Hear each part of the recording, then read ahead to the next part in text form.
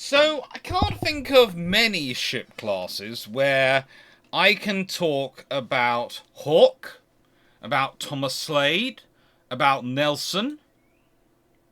I can't think of many. And Pellew as well. The list of senior officers and eminent people from the Royal Navy of the late 18th century I can talk about in connection with this class, frankly, is almost scary, even for me. And that's rather cool. Now, I decided to do this as the next key ships, the Ardent class, the Sisters of Agamemnon, because of the number of comments I got which were of a variation of, wasn't Africa a sister of Agamemnon? And it made me realise two things. One, I have to do a far better job of putting out videos about Age of Sail and the sheer number of ships which the Royal Navy, the French Navy, and every other navy built. And two, I should really do a video about Agamemnon and her sisters as well. Because these are just two of a dozen or so class of 64s, and I might actually do. And considering Key Ship Series 9 might get adapted, or even 10 might get adapted, to have as their as some of their key ships a definition episodes, i.e., a 64s, a 74s episode, a first rates episode, a second rates episode, sort of thing. Just to, if you're interested, and please, this is not today's topic or question, but it is a question for you all. If you're interested, I will do that. I will adapt one of the key ship series, and I will literally do them as these are profiles of all these classes and what the 64s were for, what the 74s were for, and why you build both at the same time. Why it isn't enough to just build a 74, why you're also building 64s. When they sound so close, so similar, surely you just build the one which is bigger. No, there are some legitimate reasons. It's kind of like asking the difference between a county class and a town class cruiser. County class has 8-inch guns, but they are broadly speaking the same size and shape as the town class,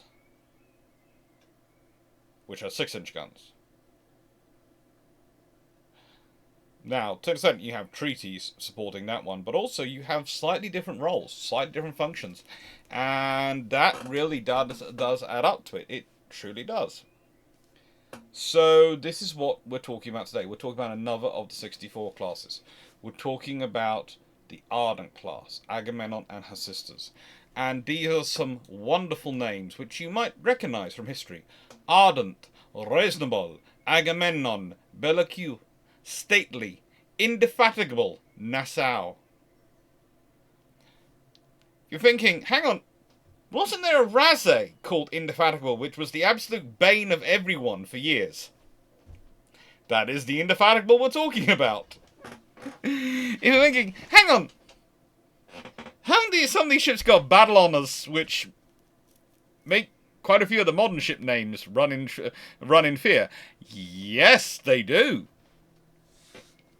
These ships are all built between, well, pretty much the first are ordered in 1761. The last is launched in 1785, so they are being built over a 24-year period. And they serve from 1764 to 1816. So if you just want to think about that, they serve for a 52-year period. This is the thing about the Age of Sail. A lot of technologies are mature, and they're not really evolving that quickly, because whilst we like to believe technology does, and it's probably easier if I do it this way, it actually does more like,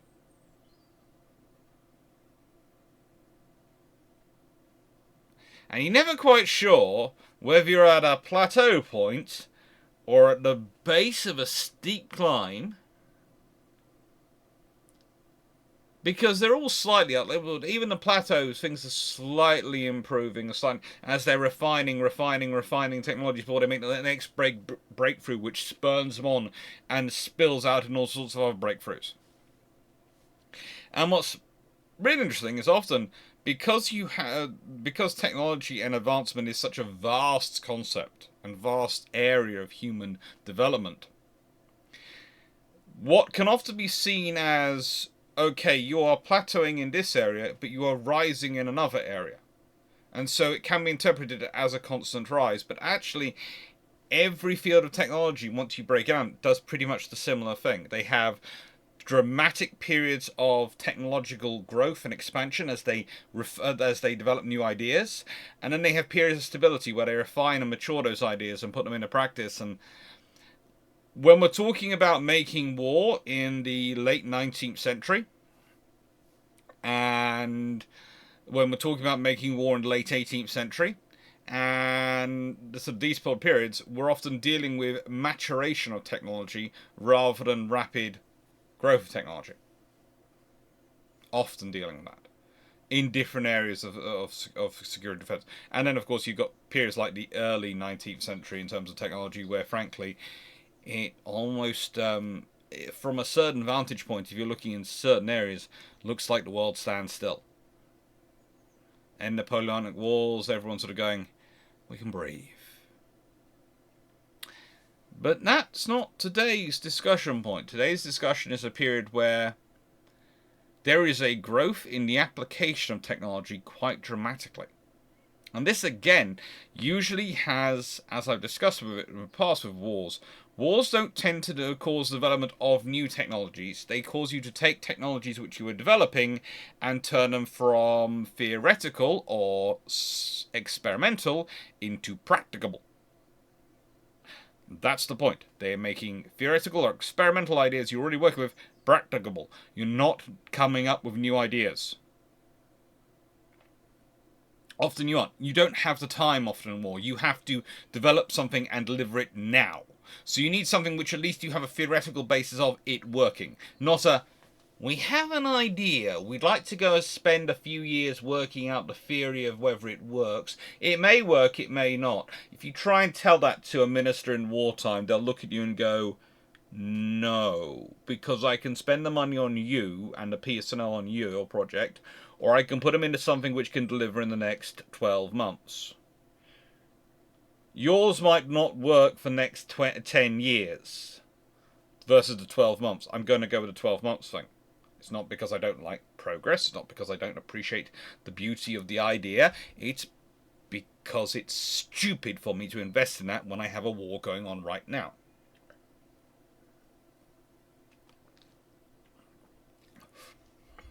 If you want to actually realise when period wars have the most effect on that long-term thinking, it's usually post-war, when everyone wants to imagine a new, better world, and then they're prepared to invest in things which are going to take 100 years to pay off, because they've survived the war, they're euphoric, we can live forever, we need to now build for the future, build for a better time, and that's when they'll invest in things which will be for 100-year plans.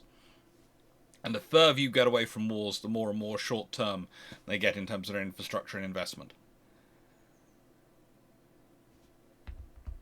Not that I'm making any point about the modern world. This is a video about the Agamemnon class. Or rather, the Ardent class, of which Agamemnon was a member. One of the more prolific members, but we are talking about a class which was built in Hull, Chatham, Buckler's Hard, Blackwall Yard, Northam, and Bristol. There are 2 of them are built in Buckler's Hard, which is a really, really cool little hamlet which you can go and have a look at in Hampshire. Agamemnon and Indefatigable were both built by Adams at Buckler's Hard. The rest were all built 1 to a yard, and that yard got an order for one of the designs build them, and they did. So, shameless book plug. Oh yes, this comes in every video, and there is a reason for it. First of all, if you like the channel and would like to support it, please do, and if you want more contact, please like, share, subscribe. It really helps the channel grow, and that makes me eternally thankful, because it allows me to reach more people with naval history, and I love spreading naval history. I know it is not a communicable disease. I realise it is not, but I am doing my darndest to make it one. I'm doing my darndest.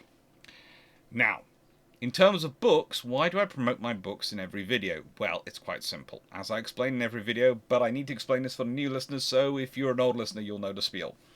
I'm an academic. I'm a university lecturer.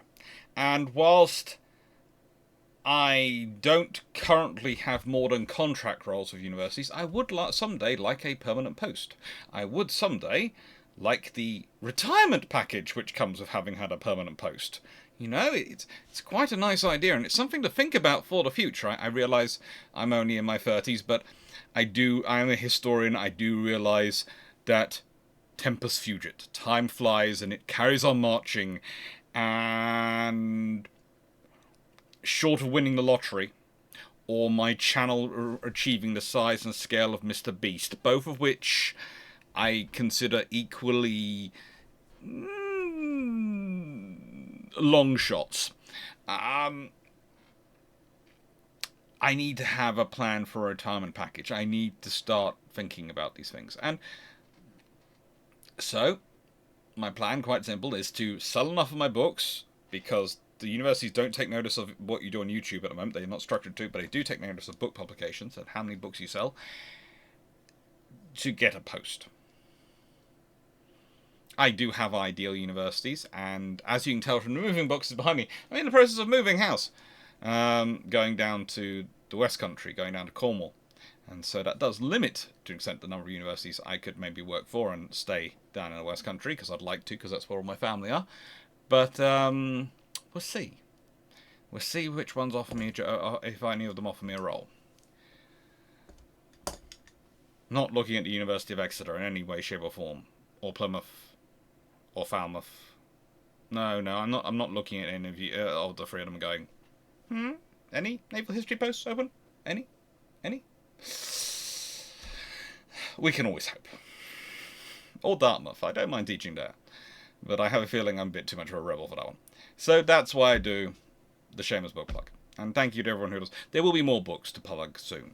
I'm going to go self-publishing route with a couple of books and probably carry on and turn that into a series, I hope.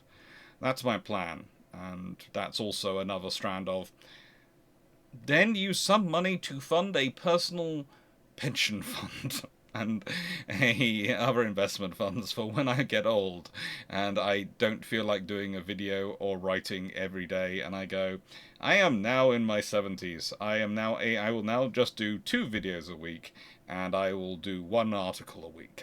That's all I feel I want to do in my 70s. Doing it for the pleasure, well, even more for the pleasure than I am now. So, let's start off with Sir Thomas Slade. Well, he is... oh god, how do I describe him? He is in many ways the father of a lot of the innovations that happen in Royal Navy technology and thinking. His most famous ship is his first-rate vessel, the Victory. Can't think why that's the most famous. But as you can see from this lovely little assessment I've done here, just to give you an idea of how many ships he directly designed: 1 first rate, 11 second rates, 25 third rates, and 36 frigates. Those are the ones he's directly designing.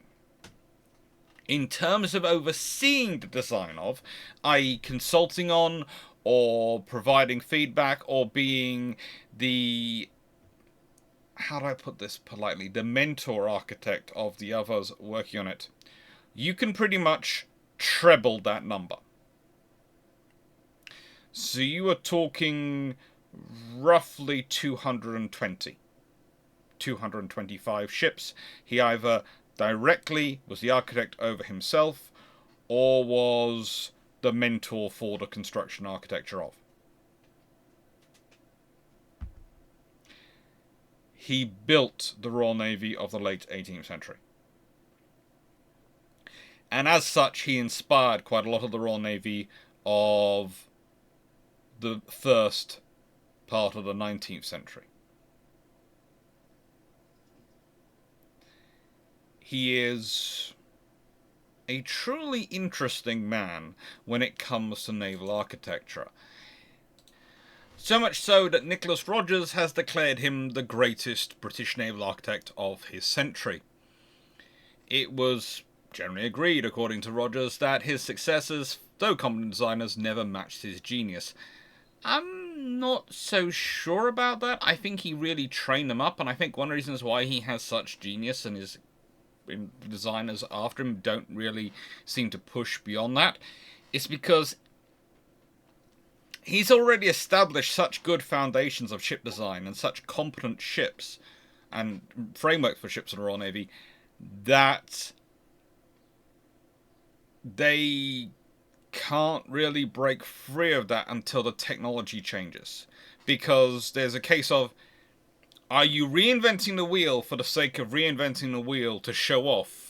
Or are you doing it for a good reason? And if you're just doing it to show off, there's a risk when you do that you absolutely bodge things up. And if you look at some of the attempts that some did try, they absolutely bodged things up because he'd established such good tenets that those tenets fitted what the Royal Navy needed for its global role. And he'd had truly a massive amount of experience doing all this because he starts as a shipwright in the Royal Dockyards because his uncle, Benjamin Slade, was the master shipwright at Plymouth Dockyard. And master shipwrights are truly critical personnel.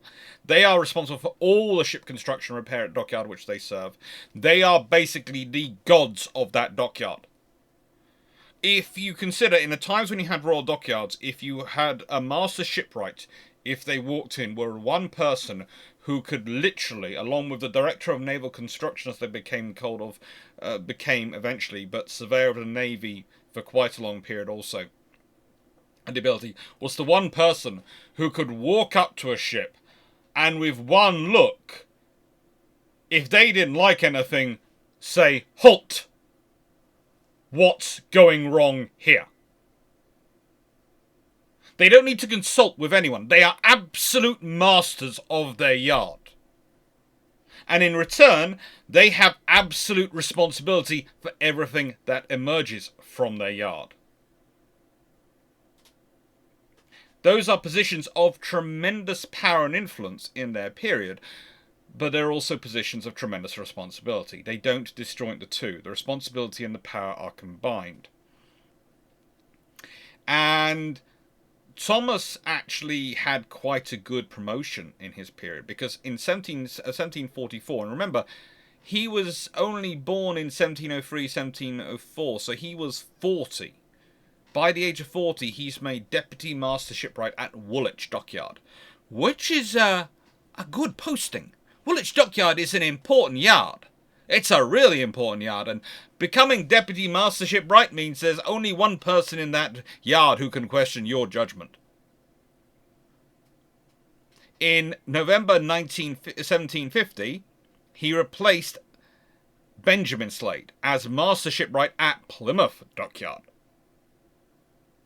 When his uncle dies, he's sent to replace him. And those are not sinecures. Those are not things which stay in a family automatically. No, you have to be good to be made a shipwright. The Royal Navy is not going to trust it, and you could grease as many palms as you like, and it's not going to work. Because there's one thing taking greasing the palms of people for certain small bits. But the person who's absolutely responsible for the ship that you are going to be sailing on through the storms around the UK, do you want quality or do you want someone to pay you money for that role and then find yourself in command of that ship? Remember, the Lords of the Admiralty in this period have a habit of going back to sea quite often. In self-interest decrees exactly who gets that post.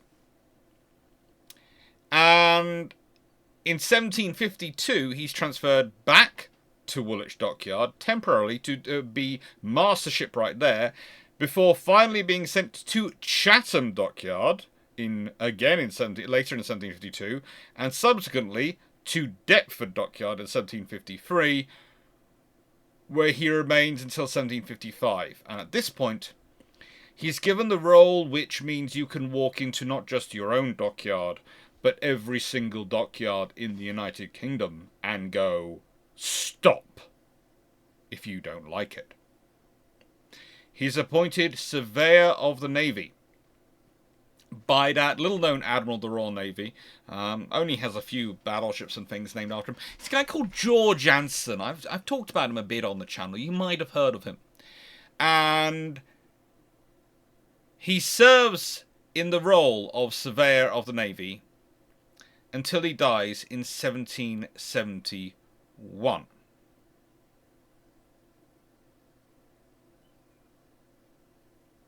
Now, he technically shares that appointment with William Bately until 1765, and then John Williams is appointed to share the post after Bately.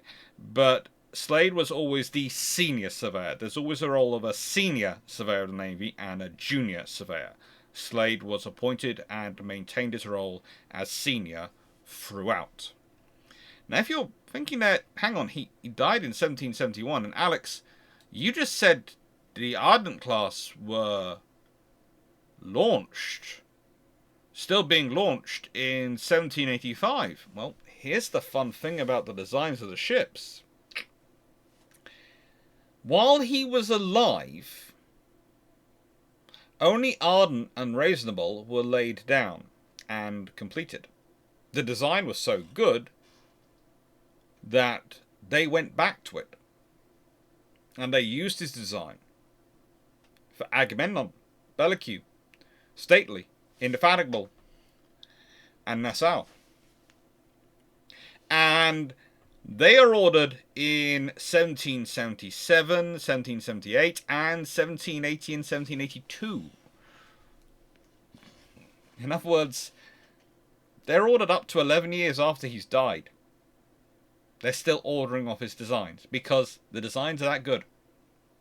But also because you can't really improve on them. He's designed perfectly to fit the Royal Navy's needs.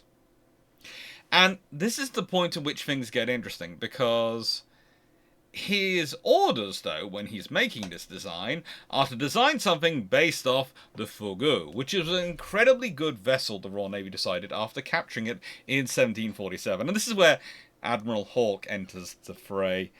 Yes, second battle of Cape Finisterre, just a small tit-for-tat engagement, just a small battle.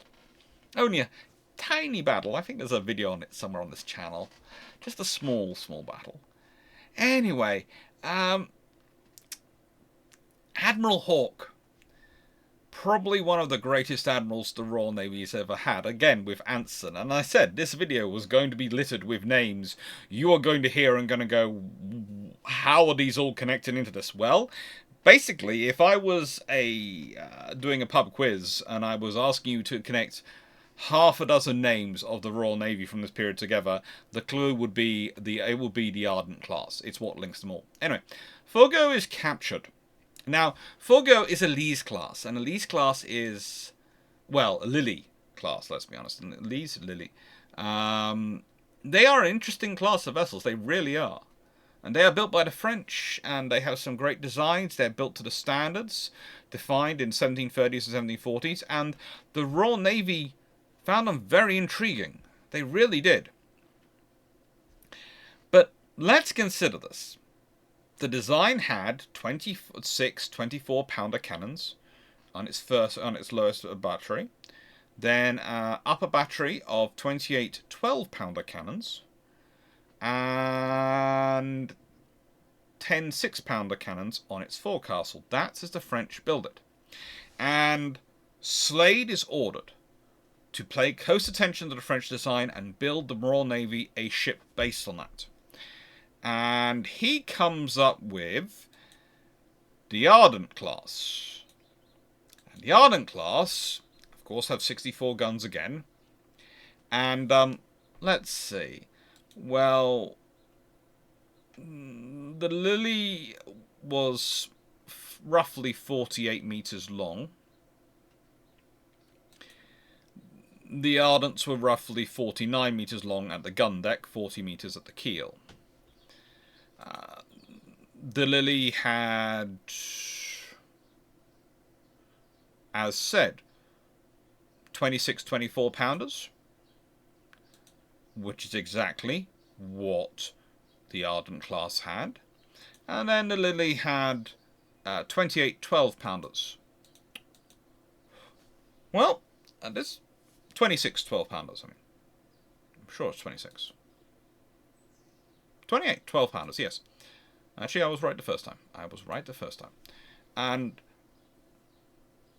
well, the Ardents have 26 18-pounders. So there again, that deck's going to have to be a lot stronger. So they're a longer and stronger decked ship on the upper gun deck because they've got 18-pounders on there. Now, yes, 28 times 12-pounders, which means a 14-gun broadside, 14 times 12 is 168 pounds, and these have got a 13 times 18-pounder broadside equals... well, let's be honest, that's 234 pounds broadside. That's a roughly, I'd say it's a good 50% increase in firepower. Quarter deck had 10 4-pounders on it, rather than the Lily's lovely 6-pounders. And the forecastle has 2 9-pounders in them.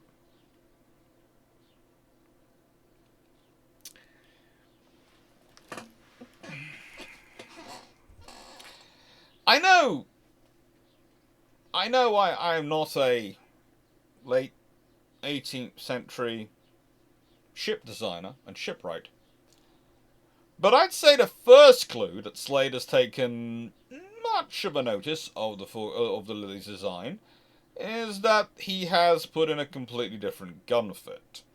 I'd also say once you have length and beam and all these things being different, he has modified the ship quite considerably. So what has he taken as his ideas from the forego? What has he decided the Lily class, the Lee's class are worthwhile including? Well, basically, he's worked out that what the Royal Navy's really keen on is the sailing characteristics. Now, the thing you always have to remember is one of the first things the Royal Navy tends to do whenever they capture a ship from the French is re-rig it. Because they find the French rig incredibly complicated. Yes, it allows for a far greater degree of fine-tuning, but it makes life far more difficult from a sailing perspective. It's one of those scenarios where the French have definitely the better system for getting the max amount of wind out of the max amount of energy out of the wind. Definitely do have the better system for that. But the British have the system which is far easier to crew and maintain going around the world. And the difference here, we're talking about it, is the French probably get an extra 5% of the energy out of the wind than the British do. And the British, with copper bottoming and the greater time at sea, etc., managed to nullify that.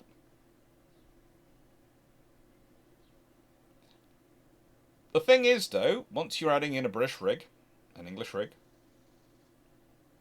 British though at this point period, a British rig, and once you are putting it all together,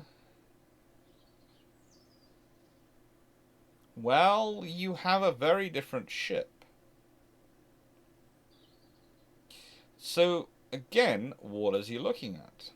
I would argue he's looking at hull shaping. He's looking at curvature. He's looking at the vessel and thinking, what of its lines can be adapted to fit the lines we need to go? And again, there is this classic Slade shape in his design here. If you look at this, the way it's been rounded, and these designs are wonderful for that. I'm going to give you full screen because they are wonderful to see, and the fact that we have 2 different sets of drawings from this class surviving really do show some of their better abilities and some of their interesting capabilities.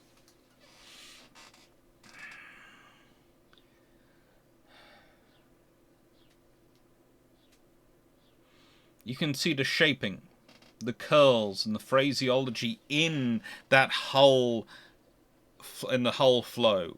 There is so much to do with making sure the hull sits right in the water, not just from the point of view of firing its guns and being a stable gun platform, but being a stable sailing platform that can also cut it as close to the wind as possible.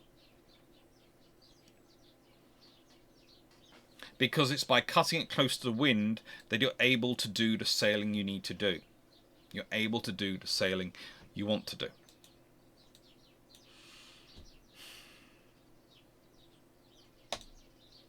So let's consider HMS Ardent herself. Let's consider the name ship of the class. Well, she has not necessarily the best career. She doesn't really have a bad career. She is built in Britain, as said, and commissioned in 1773. She's captured by the French in 1779. And then she's recaptured by the Royal Navy in 1782 and serves until 1783 when she's renamed Tiger and then sold out of service in 1784. The loss of her is actually a pretty interesting story because in 1779 she's commissioned, sailing from Plymouth to join Sir Charles Hardy in the Channel. And about 80% of the crew were landmen, and neither the captain on board her, Philip Birtler, or the captain of the Marlborough, which she was sailing company of, and Marlborough was a 74-gun third rate, were aware the French fleet had managed to put to sea. And so, 2 days after sailing, they spot a fleet, and they received the correct replies to a private signal. And so they sailed to meet them. The fleet, however, turned out to be a Franco-Spanish force, that was in possession of a Royal Navy signal code book, and thus when they got in range, well, they got surrounded by about 4 frigates, the Princesa, which was a Spanish 70-gun ship of the line, and Ardent tried to fire back, but she hadn't had time to train her crew up, and honestly, she's completely surrounded. And he basically, Captain Butler of the Ardent, blamed his failure to return fire on inadequate supply of gunpowder for Ardent's cannons. That was a statement which was denied by the ship's own gunner, an Archibald McIntyre, who argued there was enough powder available for 50 minutes of vigorous engagement. And they actually rejected Butler as claims, and they dismissed him from the Navy for his failure to adequately defend his ship, but they actually put the blame on the lack of training of the crew. So they said, okay, yeah, you couldn't have defended your ship because of the lack of training of crew, but you had sailed, you'd been at sea for 2 days, and whilst you couldn't have done much training time, you could have done more. That you did have enough powder, so you have incorrectly worked out why you lost, and that's wrong. That's bad, and so we're going to kick you for doing that. During her French service, well, she took part of the Expedition Particulière, which was the plan for the French to land force in North America to support them under Admiral Ternay. And she was also part of the Battle of Chesapeake, and is eventually captured following the Battle of the Saints. Again, she has a wonderful history. If you think about it, the Battle of the Saints is a small battle again under the command of Admiral Rodney and Sir Samuel Hood, where you have 36 ships of the line from the Royal Navy engaging 30 ships of the line from the French. And the Battle of Chesapeake was, of course, the Comte de Grasse versus Thomas Graves, which was where Graves showed that he really shouldn't have been in charge of a fleet at the time, but he tried his best. Strategy was not his great friend. Ardent has a pretty full career. And even before her capturing, she'd been part of Lord Howe's squadron off New York, under the command of a Captain George Keppel. Again, not exactly an experienced group of officers. She'd even taken part in the defence against Admiral d'Estaing. So she's had a pretty interesting career already. And then she's captured, she does some interesting things for the French, and she's captured back by the British. And she doesn't do much more interesting for the British, but, you know, she participated in a lot of interesting battles and was around a lot of interesting admirals, as you'd expect from a 64. And then we have HMS Naval, the other of the original sisters.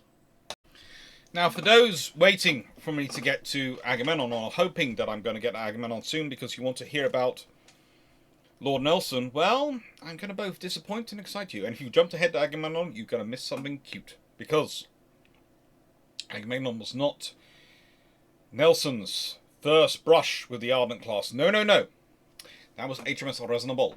Launched in 1768, she was commissioned in 1770 under the command of Captain Maurice Suckling. Now, Suckling happened to be Nelson's uncle.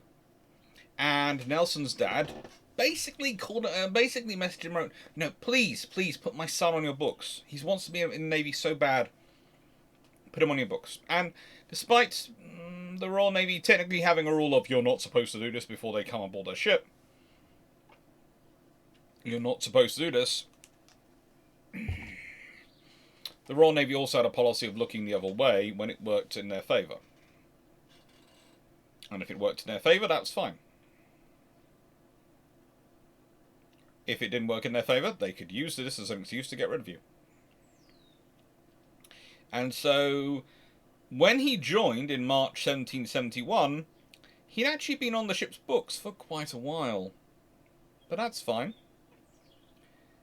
And further in, as the series goes on, they're basically spending their time as a guard ship, and then when Suckling is transferred to take command of the 74-gun vessel, HMS Triumph, another lovely vessel in the Royal Navy, he took Nelson with him.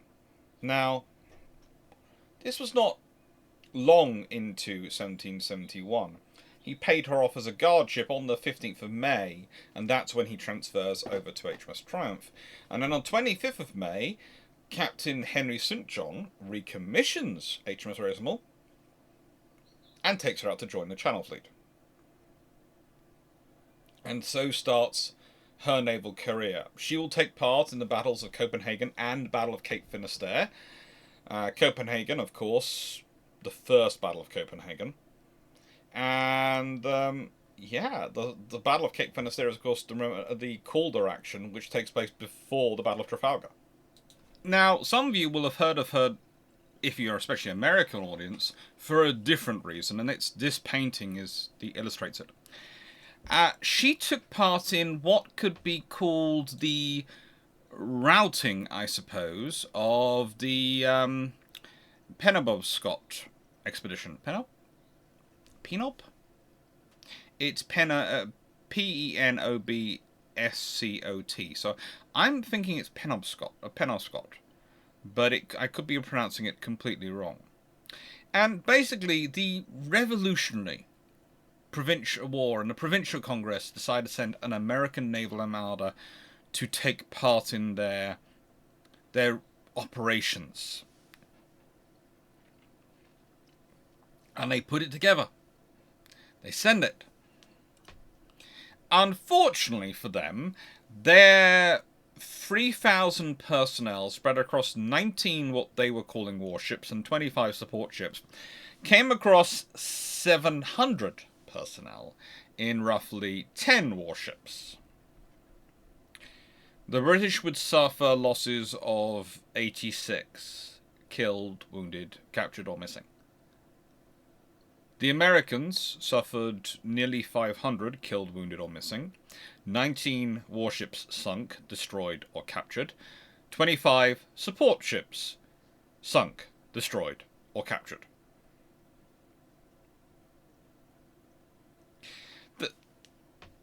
The thing is, the British squadron, if we consider it, commanded by George Collier, again, not exactly an unknown or incapable Royal Navy officer, goes on to become a Vice Admiral and is fairly capable, has Resnomel, the 64-gun vessel, Greyhound, the 32-gun vessel, Blonde, the 32-gun vessel, Virginia, the 32-gun vessel, Galatea, 20 guns, Camilla, 20 guns, Nautilus, 18 guns, Otter, 14 guns, Albany, 14 guns, and North, 14 guns. And against this, the Americans are putting up Warren with 32 guns, and that's commanded by Solomon Lovell. Vengeance with 24 guns. Charming Sally with 22 guns, a privateer. Black Prince with 18 guns, another privateer. Hunter, 18 guns. Active, 16 guns. Hazard, 16 guns. Tyrannicide, 14 guns. Springbird, 12 guns, a privateer. And Rover, 10 guns, privateer. And then there's also a second squadron commanded by Dudley Saltonstall, who I always rediscover every time I look at this battle and look at this expedition. And he has Monmouth with 24 guns, Putnam with 24 guns, Hector with 20 guns, Hampton with 20 guns, a privateer, Skyrocket 16 guns, Defence 16 guns, a privateer, and Nancy 16 guns, a privateer, and Diligence 14 guns, and Providence 14 guns. Now, if you're looking at the sheer number of guns, the Americans surely have an advantage. However, again, I'll point you to the fact that that is HMS Reasonable with 64 guns. She's a third-rate ship at a line. And most of the American ships aren't even frigates. They're chum chowder for her. So any of their big ships that turn up, they have to fight her. And they have to fight the 32 guns the Royal Navy ships, Royal Navy's got, is they've got 3 large frigates and a 64. And the Americans have got one 32-gun ship. Americans go, well, we've got 24-gun ships and 22-gun ships. Yeah, if you add in your 24 guns and 22-gun ships, and you add in your 20-gun ships, let's say, you've got 4 in your second squadron and 3 in your first squadron, so that's 7 ships. And the Royal Navy does have only 5 ships of 6 ships of 20-gun ships and above, and that is quite true. But the trouble is, whereas most of the American ships are 24-gun, 22-gun, 20-gun, most of the Royal Navy ships are 32-gun ships, and whilst 2 are 20-gun ships, 1 is a 64. There is a reason for the outcome of this battle. It's once again the US Navy, and even this period the Continental Navy, being sent into war without the appropriate equipment. It's kind of like the War of 1812, where they do some excellent moral victories with some great and achieve some great standing with their frigates. But the moment the Royal Navy ships of the line turn up, the American frigates have to go. That's not our ballywhack. That's not us. Okay, that's on us. If you build our ships in line, we will go out and try and fight them. But just remember, for every 1 we build, they will turn up with 4. That's not our bailiwick. Penobscot is a really interesting expedition for the Americans trying it. But again, it's the amount of times the American governments in this period try and reinvent the wheel of, we will come with a new way of carrying out naval warfare. We won't have big ships. We basically, this government go for, we can't afford or we can't build big ships. But we will try and take on big ships with them. The British forces were under heavy siege. The naval power was a key part of that siege. The moment they lost control of the maritime area around the siege of the British forces in that area,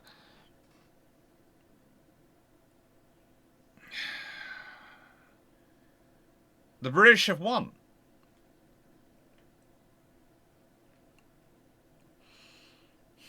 Reismel then carries on her career. She takes part in the Battle of Copenhagen. She takes part in the Battle of Cape Finisterre. She takes part in all these operations throughout her service. She's always in action. She's very rarely decommissioned. Whenever there is action, whenever there is war going on, you can guarantee Reyes Naval, as long as she serves the Royal Navy, will be somewhere nearby. Sometimes she'll be assisting, sometimes she'll be doing other duties, sometimes she'll be running down to the Cape of Good Hope. She covers the world in her service. That is until November 1810, when she's hulked and turned into a receiving ship. And then in 1815, well, at that point they decide they're done with her and she's broken up. And they move on. Then we have HMS Belleque. Oh. She has... well, she takes part in the battles of Fort Royal and the Battle of the Saints. So let's see. That's... So basically she's one of Samuel Hood's stalwarts. She also takes part in an action on the 4th of August 1800, where she captures the French frigate Concorde on her own. She takes part in the Battle of Camperdown in 1797. And she's really critical in that battle. And as you all know, I'm a big fan of Admiral Duncan, and I think that battle is one of the hardest fought in the entire Napoleonic Wars. And it's worthwhile studying. I'd put it up next to Trafalgar in terms of a battle and in terms of importance and strategic value. I really do.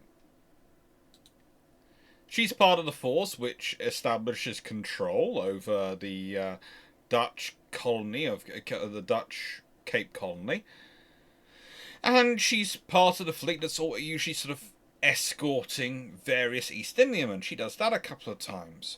She does so well, her captain at the time, George Byng, receives a piece of silver plate worth £100 as appreciation from the captains of 8 East Indiamen who he'd escorted in a convoy, because they felt that his conduct had been so remarkable while they'd been under his orders.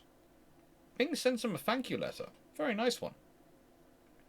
Philip Dundas, the then Lieutenant Governor of Penang, died aboard Belleque on the 8th of April 1807 while she was in the Bay of Bengal. And in 1814, when she was put out of service, she's turned into a prison ship and finally broken up in 1816.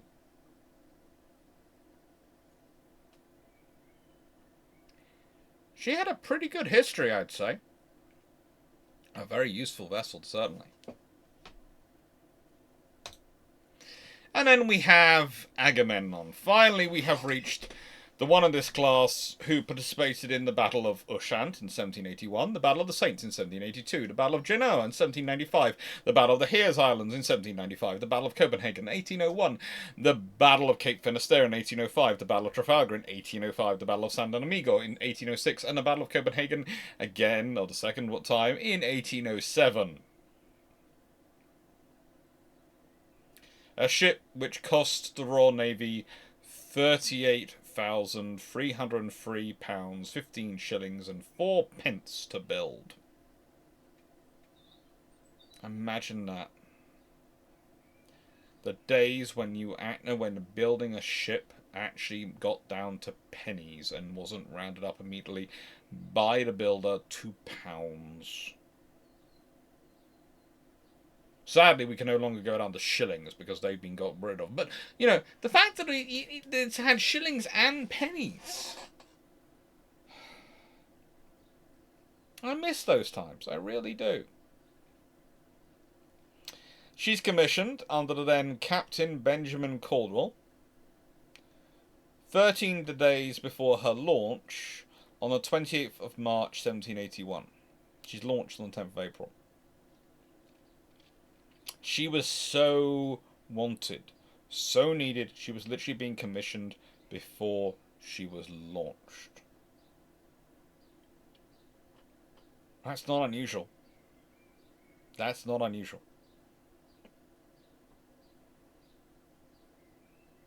She forced the surrender of the Santissima Trinidad during the Battle of Trafalgar. She's a 64. She fought as a, those battles, let's be honest, the Battle of Ushant, that is not a small battle.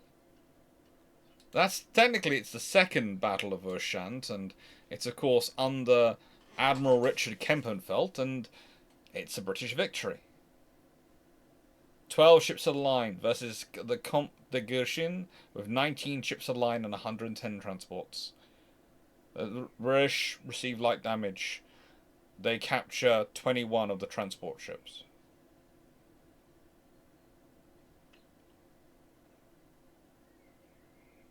And that is a battle.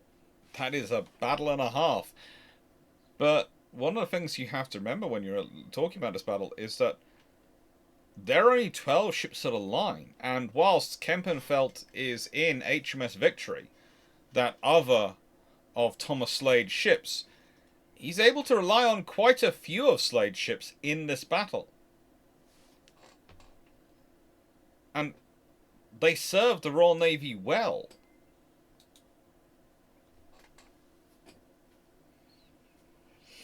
The Battle of Saints is of course well known, and deservedly so. The Battle of Genoa, well, slightly less well known, but it's still a pretty darn interesting battle, and it's one where William Hotham of the Royal Navy leaves 14 ships of the line and against Pierre Martin, who is the French, who has 13 ships of the line. The British will lose 74 killed. The French, some region of 750 killed and wounded. Depends on who you're talking to. Some claim as low as 400. Others put it as high as 750. The British have 254 wounded. The French have 2 ships of the line captured and many, many damaged. Agamemnon's there. That is 1795. Her battle honours quite literally stretch from 1781 to 1807. Her battle honours span 26 years. Her service, from being commissioned to being wrecked in Maldonado Bay, Uruguay, in 1809, spans 28 years.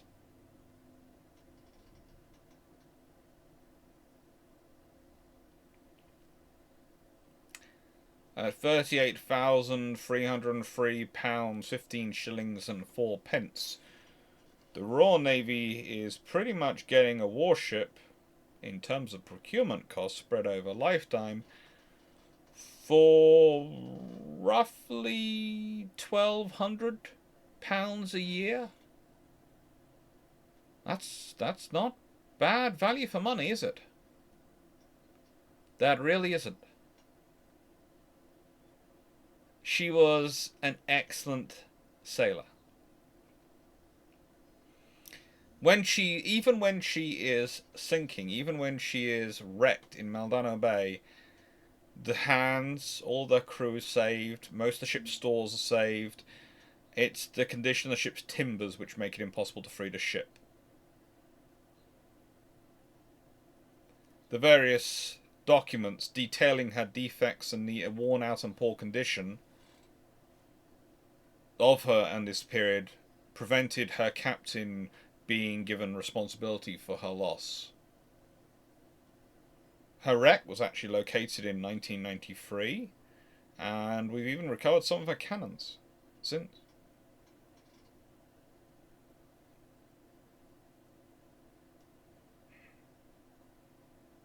We talk often in history about which ships we'd like to have today to walk around, and I can't really argue with HMS Victory existing from the Age of Sail, but if you asked me to pick a third rate from the Age of Sail to survive today, to be an example of them, I'd honestly be hard pressed, because the 74s are the epitome of the third rate, and they really are. And there are many ships in them which are worthy. But the 64s, their ships, their classes, fight so hard throughout so many wars. It's so tempting to go with a 64. It really would be. And Agamemnon would be a great one. Agamemnon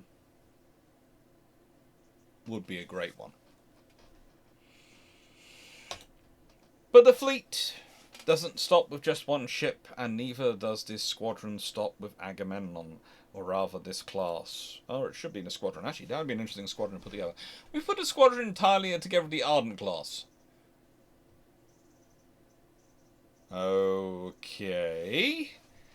And we're going to add in an entire squadron of the Inflexibles. Can I please submit my resignation from the Navy, sir? No French admiral has ever submitted their resignation. Well, if they're sending that bunch, I'd like to resign right about now. They have those two classes have a reputation for punching above their weight, although, to be honest, the classes in between are no different. The Royal Navy 64s really do like to punch above their weight. And Stately, well, Stately is a classic example of something which really doesn't understand the size she is. Her Naval General Service Medal comes with a class of Egypt and Stately, 22nd of March, 1808. And that is from something called the Battle of Zealand Point. So, how do I explain this battle? Well, in 1808, the Royal Navy finds out that the Prince Christian Frederick, the last Danish ship of the line, they find out where it is. Oh, this is the bad point. And well, in Royal Navy habits, they decide that it needs to not be there anymore. So they take the Nassau, which is actually at this point a former Danish ship line. It's the Holstein, which had been taken during the Battle of Copenhagen. And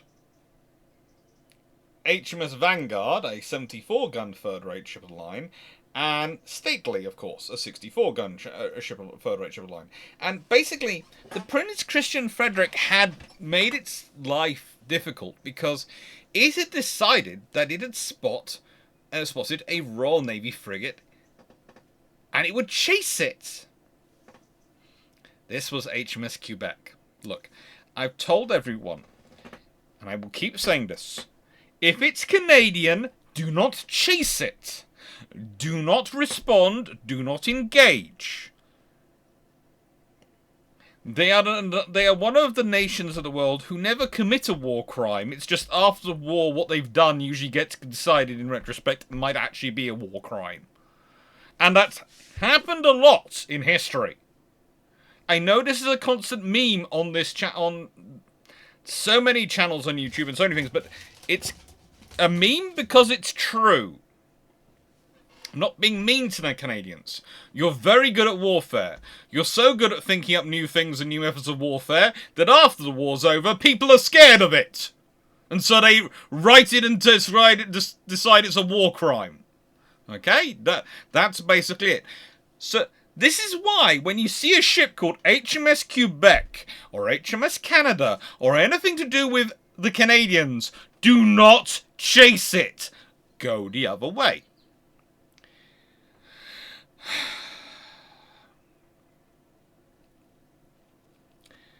With Prince Christian Frederick trying to hunt the Quebec, well, the British hear about this, and so that small squadron of those three ships of the line, plus HMS Constant and HMS Kite, a couple of brigs, because, you know, you might need them, are also sent to help it, and sent to find it. At this point, Prince Christian Frederick becomes frozen in Frederikshavn, near Kristiansand. She therefore didn't manage to set sail for Denmark until the 4th of March. And by the time she reached Denmark, well, she had an epidemic of typhus amongst her crew. Ice in the Danish harbours prevented her from docking, and so her crew were replaced over ice. And by the 17th of March, morale had suffered a further blow when news that King Christian had died. At this point, she'd ordered to the Great Belt and a Strait to provide cover for a French army corps consisting of Spanish soldiers, which was supposed to be crossing, and this was ordered by Jean-Baptiste Jules Bernadette, who, of course, becomes King of Sweden later on, to attack the Skane. Unfortunately, the British have now been hunting the Prince Christian Frederick for a couple of weeks. They want her. She's the last one, and they've got to collect them all. We are talking about 3 third rates and a couple of frigates who are doing an early version of a Pokemon game.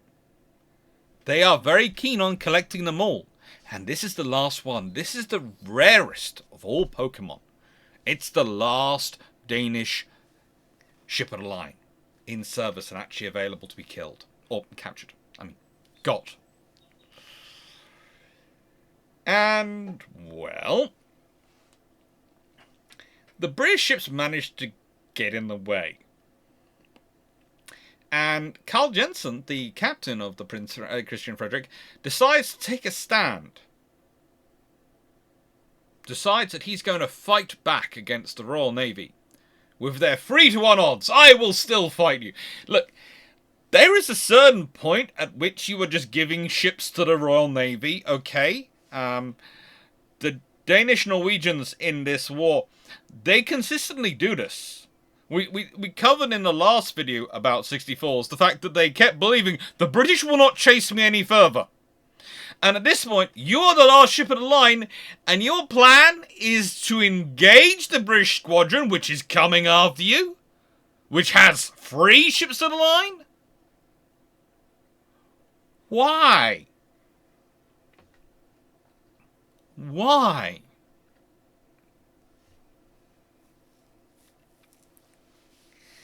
He decided that he was going to take a stand within the protective range of the cannon at Kronborg, and he thought this would help him. Now, sadly for him, the crew of HMS Stately had managed to cut passages through the sea ice from their Swedish anchorage to allow her and Nassau to get to sea. They discharged their Swedish pilots the next day, and then, having joined up with the frigate HMS Quebec, which has played her part beautifully, along with now the Falcon and the Lynx, 2 sloops, the gun brig Constant, well, they were fully organised. They were even transferring some live bullocks from Stately to Quebec and to Lynx to, help with food supplies. Now, the smaller ships were sent to patrol the northern approaches to the Great Belt and Øresund, preferably to keep within sight of the squadron, investigating any strange sail, and they might go separately, but not to go too far. The British didn't want them being ambushed by the Prince Christian Frederick if it got some smart ideas. And it's this point they are now fully prepared for what happens. You see, Prince Christian Frederick again spots Quebec and Lynx. And he decides to chase them.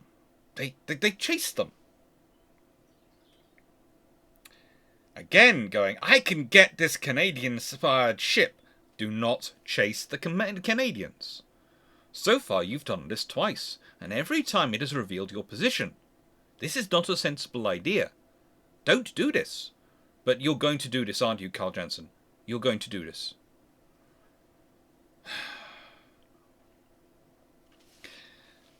During the afternoon of their chase, once they realise there are some suspiciously big sails coming in our direction, they do reverse course and try and sail northward around the reef towards the Sjællands Odd.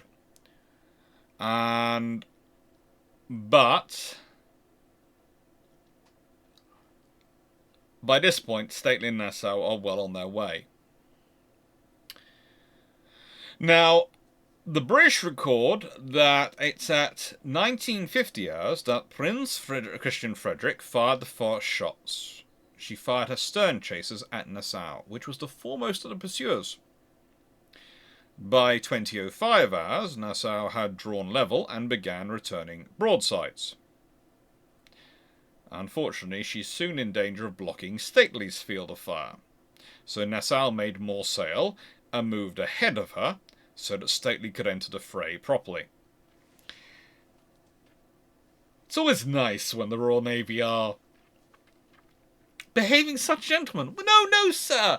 We shall give you a chance to engage properly. Pile on the sail. Let us go faster. Danish ship going. I think I might be in trouble. They're actually having fun while doing this.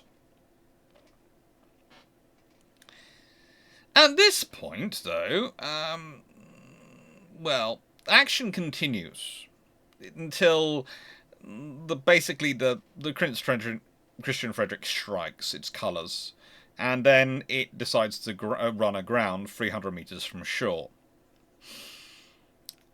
Throughout the morning on the 23rd of March, the ship's boats of the squadron transported prisoners, and the ship's companies knotted, spliced, and ran new rigging.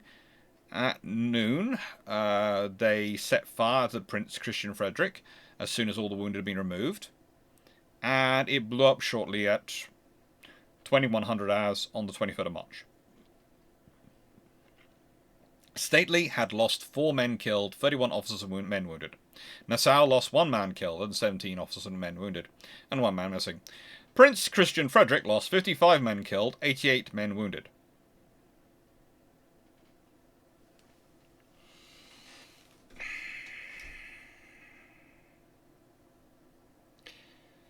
So, pretty much what happens here is the British have a squadron of 3 ships of the line hunting. And 2 of them find you. And then they proceed to do what can only be considered toying with their enemy at one point. Because instead of combining attacks, they're alternating attacks. They're literally running past and firing and running past and firing and dropping back and then coming up and firing. It's very, very sketchy in terms of you on the receiving end of it. For the Royal Navy, it's perfectly sensible. It stops you being able to balance your fire against the ships. They're constantly a moving target. So whilst they can blast you with virtual impunity, which explains the numbers killed and relative losses, you are in constant trouble. And that, of course, is the gunboat war. A nice summation of it. Constant trouble. Don't get involved in it. Don't get involved in it. And then we have, finally, Indefatigable and Pellew. This is Edward Pellew. Later on when he's an admiral, not when he's a captain. This was about a point at which he was, I don't think this was about the same time as he was positioning to be reduced in rank so he could go and run a frigate squadron again so he could get more money. He literally did, at certain points, try and get given a frigate squadron again, because the money you could earn in charge of a frigate squadron was just obscene. It really was. It was absolutely obscene. And you have to really contrast his own description of himself as being pockmarked, ugly, uninteresting, and uneducated, with Nicholas Rogers' description of him, which is tough, brave, skillful, lucky, and unscrupulous. I would certainly say combine those two together and you have something approaching a rounded description of him. And a true one. Now, Indefatigable is an interesting ship because the amount of people who go by this story with her, even once she was completed and coppered and everything, that she was considered anachronistic as a 64-gun ship because they're more powerful 74s. Now, the problem with that is, well, She's first launched in 1784. She is not commissioned into a Rasay until 1794. And the Rasay was an experimental idea. Now, the reason I'm giving those dates is because if we consider the service of the other ships in the class and in the role, and the fact that when we're talking about this period, and we're of course talking her being converted in 1794, the Royal Navy is still very much building 64s. In fact, let's be honest, the last 64 to have been launched was 1782. They were still very much in service, and for most of her period before her conversion, they are very much still being constructed.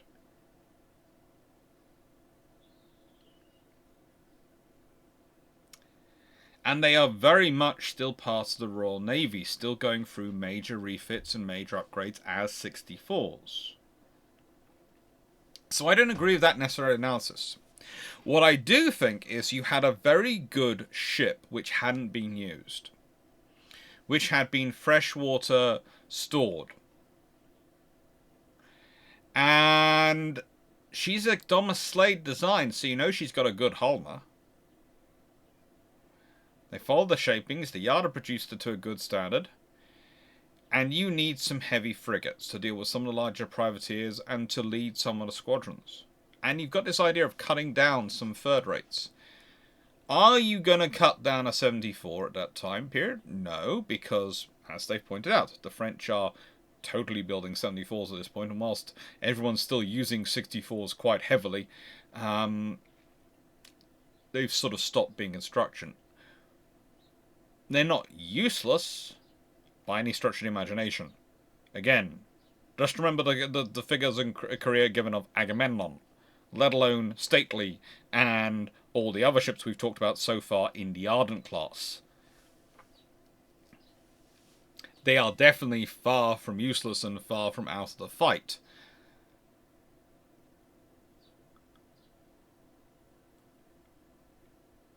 But she's useful as a Rasay. Because the Royal Navy are not sure when it comes to the idea of a Rasay. They have considered it, they have been thinking about it, but quite literally, Rasaying a frigate, Rasaying a ship down, is something they've only done at this point to... well, 3 ships get Rasayed to a frigate, and 2 of those 3 were Intrepid class 64s, designed by Sir John Williams, not Sir Thomas Slade. Now, John Williams is not a bad naval architect. Really not a bad one. But I don't think there's a coincidence that the most successful of these Rasays, these 3 Rasays converted in 1794 when they cut 3 64s down to 44-gun frigates, is Indefatigable, the sole one which was based on a Slade design. I also don't think it's a surprise that the Royal Navy really after this point is really kind of picky about what ships get converted. But as mentioned, Indefatigable's career doesn't really begin until she's no longer a 64. And then she is first commissioned under the then Captain Sir Edward Pellew. And he would command her from 1794 till 1799. That's not bad, is it? 5 years in command of a Rasay 64 with 44 guns. That's built armed 26 24-pounder guns, 26 12-pounder guns, and 10 4-pounder and 2 9-pounder. There's a debate as to whether she was intended to have the 18-pounders. She was certainly designed for the 18-pounders, and that was the standard for the Royal Navy when it came to fitting out their 64s, but yeah, she seems to have got 12-pounders because of the speed needed to construct her and the timing when they were doing it. As a frigate, she drops down to 26 24-pounders 8 12-pounder guns on the quarterdeck with 4 42-pounder carronades on there as well, and 4 12-pounder guns and 2 42-pounder carronades on the forecastle. So yeah, that does make things a little bit different. It certainly gives her a bit of firepower, and she's a fully rigged ship, of course. Now, she, along with Indefatigable, Concorde, and Jason, and of course Concorde, in the case of the frigate we're talking about the frigate which was launched by the French in 1777 and captured by the Royal Navy in 1783 and then was served the Royal Navy. Not the Concorde, which would be launched in 1791 and captured in 1800 by HMS Belleque. That 64-gun ship of the ship of the line of the Ardent class. Just pointing out that certain names are not particularly good for the French if they want to avoid them being captured. Now, they captured the Temeraire, the Minerva, the Gentile, the Regeneration, a brig, and some sloops of unknown names. They wrecked... Well, a Dutch East Indiaman was wrecked off the Isles of Scilly, and Indefatigable rescued her survivors in October 1795. In March 1796, Indefatigable and her squadron decided to chase some corvettes, of which the Volage of 26 guns ran ashore.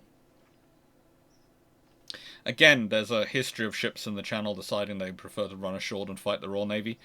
It's not just certain battles during D-Day scenario and the landings in Normandy. There are other battles as well where they've done it. It's not just the German Navy which has decided in its time to run ashore to avoid fighting the Royal Navy. Usually proclaiming they're being chased by mad people is the common thread between these running ashore. And her career basically continues like that. She is just always be found capturing various vessels. In fact, she does so well that you can argue that she almost does too well. She almost does a better job of supplying ships to the Royal Navy than Thomas Slay did, because she captures the Temeraire, by the way, Minerva and Gentile and Regeneration were all merchant ships. But yes, on 9th March 1795, she'd captured 6 ships.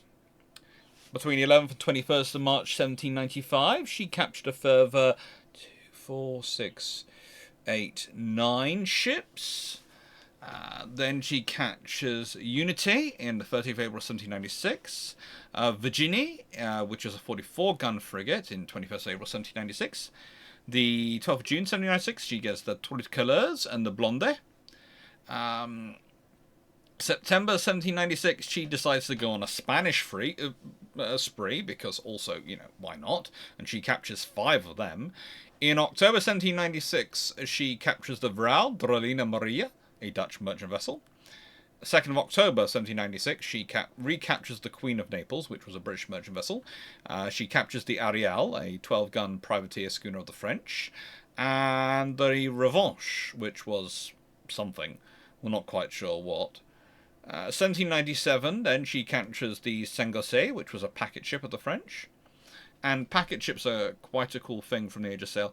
Basically, they're the description for mail vessels, but they're medium size, so they're usually carrying domestic mail rather than necessarily going internationally. Although they do also sometimes do the European countries and North American countries, and they do sometimes do cross-Atlantic. On the 13th of January 1797, she takes part in the capturing of the destruction of the Droit de l'Homme, the French 74-gun ship of the line, because, again, she's busy that day. She didn't feel like capturing it, okay? Don't hold this against her. And her career runs like that. In total, she takes part in the capture of roughly, and I'm going to say this roughly because you can never be quite sure, and she's given partial credit, full credit, capture and destruction, etc. Well, of roughly 97 ships. So she's fairly profitable. And if we consider that 51 of those, broadly speaking, took place while Pellew was in charge, a very profitable vessel. A very, very profitable vessel, considering the shares of prize money as captain he would have accrued in that period.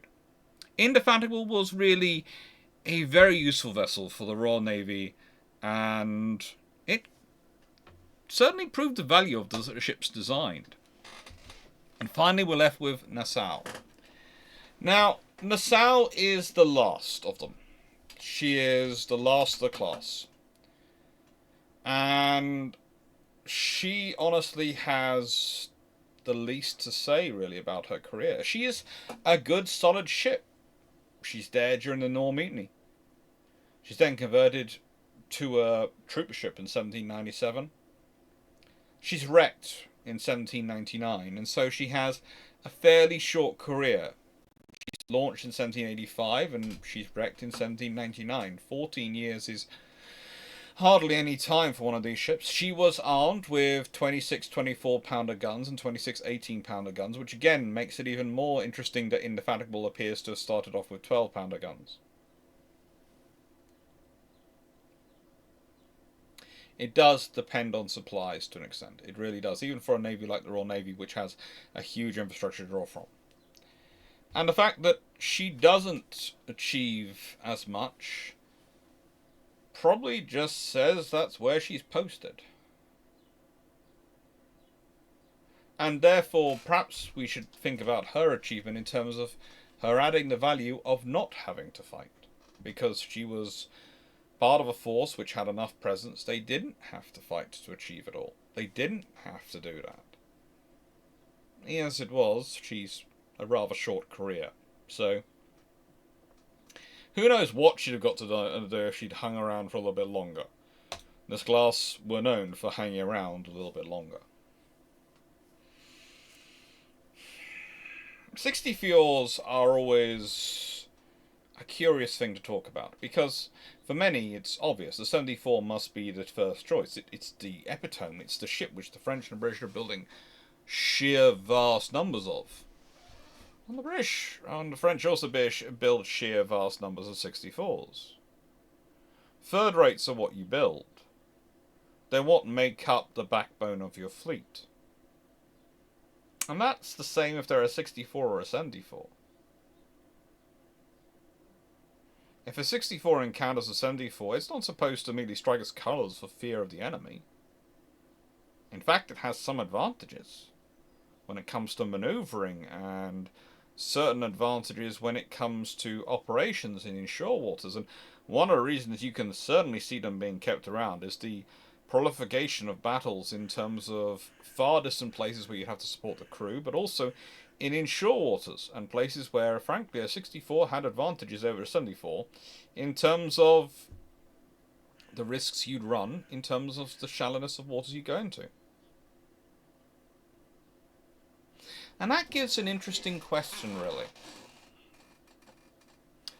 Are the 64s something the Royal Navy would have built, in your opinion, if they hadn't had as much money and hadn't had as much ships as they were building?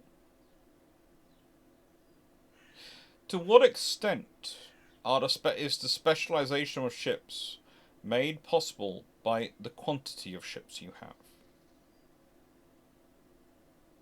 When you have fewer ships, they need to be more general and more powerful, because the individual ship has to accomplish so much more.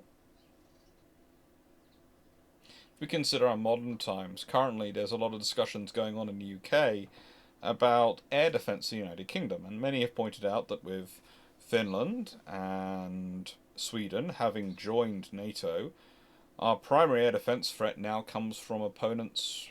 If you're looking at it, someone who can do a direct air defence threat against the UK, the only potential access, and let's be honest, let's hope this never happens, would involve them having to probably swing around into the Arctic and then come down through the Greenland, Iceland, UK gap.